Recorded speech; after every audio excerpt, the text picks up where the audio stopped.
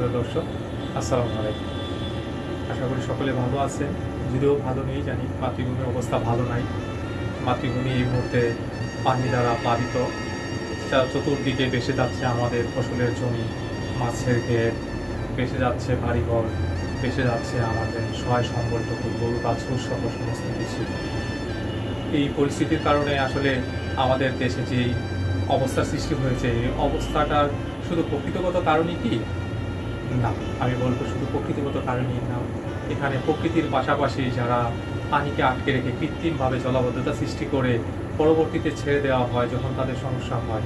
আর এই তাদের সমস্যা থেকে সমাধান করার জন্য তাদের ভালোর জন্য যেই পানি ছেড়ে দেওয়া হয় সেই পানিটা আসলে অন্যের জন্য উপকার হচ্ছে না ক্ষতি হচ্ছে এই বিষয়টা মোটেও তারা বিবেচনা করছে না।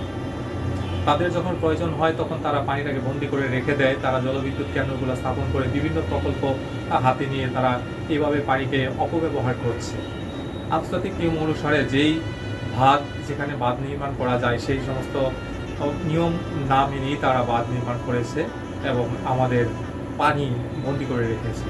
তাদের প্রয়োজনে তারা পানি বন্দি করে রেখে ফসলের মাঠে বিভিন্ন ফসল উৎপাদনে তারা ব্যবহার করছে, সেচ কাজে ব্যবহার করছে।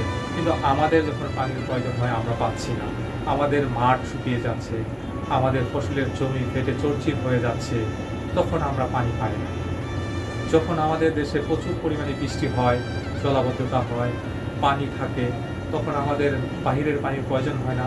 তখন এই জমানো পানি বাঁধ থেকে ছেড়ে দিয়ে আমাদের দেশকে প্লাবিত করছে। বন্ধুরা, এটা কি উচিত? এটা কি হওয়া উচিত ছিল আমাদের পার্শ্ববর্তী বন্ধুদের? এই দ্বিচারিতা কি মোটেও কি উচিত? এই দ্বিচারিতা তারা আজ থেকে দীর্ঘদিন